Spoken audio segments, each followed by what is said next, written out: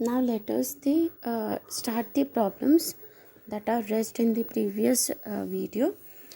Up to 8th problems we already done. Now this is the 9th problem. Find the vector and the Cartesian equation of the line that passes through the point this and this. So we have to find out the vector equation as well as the Cartesian equation. Since this is given as your point, so these are the point. This is your A vector and this is your B vector. Okay.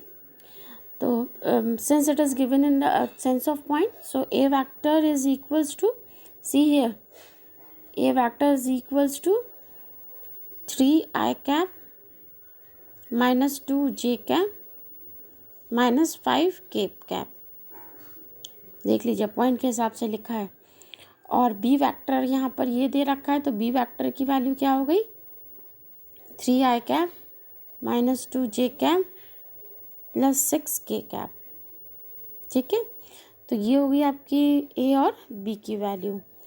Now see what is the vector equation. Vector equation is this. ठीक है, आपको ए vector पता है, B vector पता है, आपने values put कर दी इधर और सोल्यूशन निकाल लिया. This is the solution of your vector equation. Cartesian equation ये होती है. ठीक है, this is your Cartesian equation. अब देखिए आपका ये पॉइंट हो गया x1 y1 z1, ये हो गया x2 y2, ये हो गया z2. बस आप इस इक्वेशन में पुट कर दीजिए. That will be your answer of the Cartesian equation. Now see next question. Find the angle between the following pairs of line. ये दे रखा है आपको. You can see that this is given in the form of this. ठीक है, देखिए ये कैसा गिवन है आपको. r1 vector is equals to a1 vector plus lambda b1 vector. Similarly second वाली इक्वेशन आपको किस फॉर्म में गिवन है, r2 vector is equals to a2 vector plus b2 vector, मतलब lambda b2 vector, sorry mu दे रखा है, mu b2 vector. तो आपने कंपेयर करके a1 की वैल्यू निकाल ली, b1 की वैल्यू निकाल ली और a2 की निकाल ली, b2 की निकाल ली. तो ये हो गई आपकी a1 की वैल्यू, ये हो गई आपकी b1 की वैल्यू. देखिए b1 की वैल्यू ये हो गई. इसी तरीके से आपकी b2 की वैल्यू क्या हो गई, ये हो गई. ठीक है, म्यू को छोड़ के, म्यू को कंसिडर करके नहीं, म्यू को छोड़ के. एंगल का फॉर्मूला होता है ये. b1 और b2 की वैल्यू आपने पुट कर ली, यहाँ डॉट प्रोडक्ट ले लिया, यहाँ ये ले लिया, मॉड ले लिया, सॉल्व कर लिया, ये वैल्यू आई, तो theta is equals to cos inverse of this value आ गई. This is the answer. ठीक है, theta equal to cos of this answer आ गया. सेकेंड पार्ट भी वैसे ही है, वही दे रखा है आपका. ये b1 हो गया, ये b2 हो गया, कॉस थीटा का फॉर्मूला रखा, b1 b2 की वैल्यू पुट करी, कॉस थीटा की वैल्यू ये आ गई, तो थीटा इक्वल टू ये आंसर आ गया आपका. ठीक है, find the angle between the following pairs of line. अब ये पेयर्स ऑफ लाइन के फॉर्म में दे रखा है और आपको क्या फाइंड करना है, एंगल बिटवीन द लाइंस. तो देखो इसमें बी वेक्टर ये है b1 और b2 वेक्टर ये है, नीचे वाली वैल्यूज़.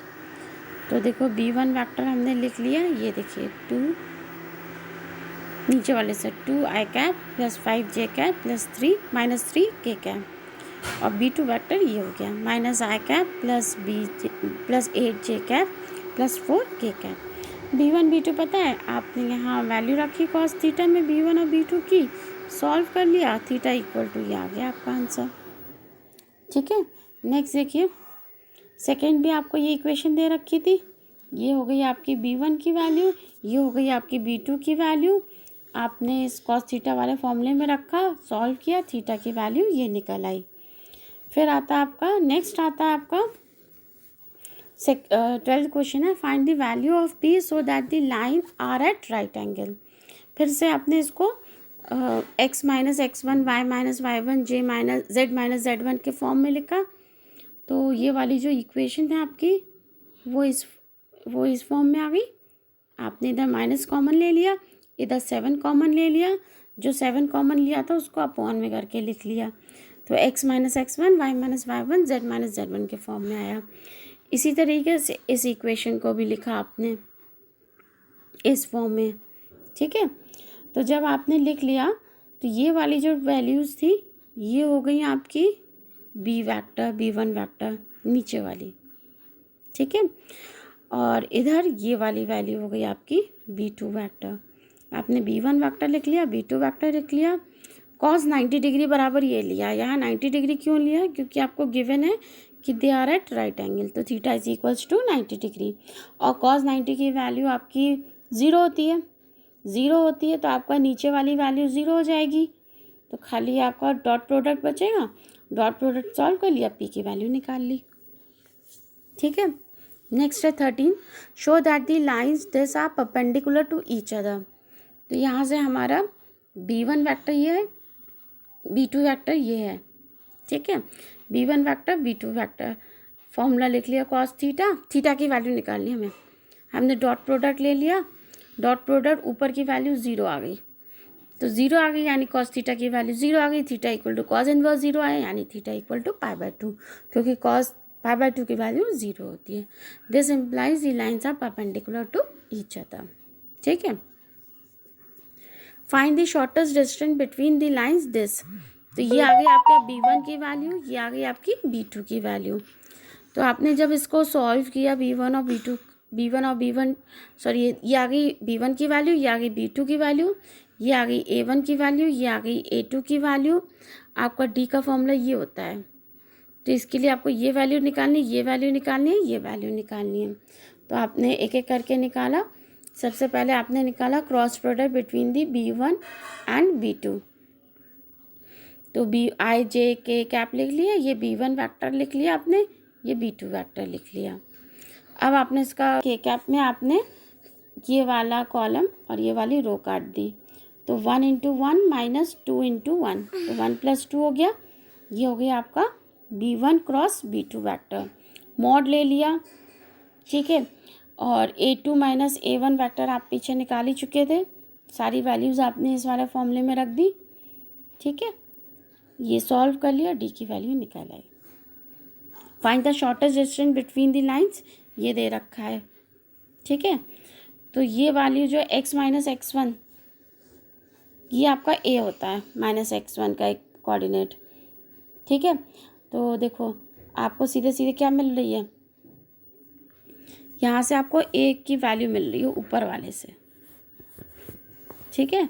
कैसे मिल रही है, a1 वेक्टर कैसे मिल रहा है, ये -1 है तो माइनस i कैप, ये +1 है तो माइनस j कैप, ये +1 है तो माइनस k कैप। ये तो a1 वेक्टर हो गया। a2 वेक्टर यहाँ से मिलेगा। a2 वेक्टर क्या हो गया, -3i कैप है, 3i कैप हो गया। -5 है तो +5j कैप, -7 है तो +7k कैप, ये आ गया, ठीक है। a1 वेक्टर हो गया, ये a2 वेक्टर हो गया। नीचे वाले आपको पता ही है b1 और b2 होते हैं। तो ये हो गया आपका b1 वेक्टर और ये हो गया आपका b2 वेक्टर। तो आपने सारी वैल्यूज़ लिख ली, ये फॉर्मूला है आपका। इसके लिए आपने सबसे पहले b1 क्रॉस b2 निकाल लिया, जैसे मैंने आपको बताया था बिल्कुल उसी फॉर्म में आपने b1 क्रॉस b2 निकाल लिया, सारी वैल्यूज़ पुट कर ली, d की वैल्यू निकाल ली। 16 है, find the shortest distance between whose vector equation are this, ठीक है। तो ये आपका a1 हो गया, ये आपका b1 हो गया, ये a2 हो गया, ये b2 हो गया। आपने इस फॉर्मूले में रखा और सॉल्व कर लिया, d की वैल्यू फाइंड कर ली, ठीक है। ऐसे ही 17 है आपका, ये दे रखा है। अच्छा इसमें क्या है, आपको जैसे हम लैम्डा म्यू कर रहे हैं तो यहाँ t और s है, तो इसको हमने सेपरेट कर लिया, t की वैल्यूज़ अलग लिख ली और बिना t की वैल्यू अलग लिख ली पहले वाली इक्वेशन में।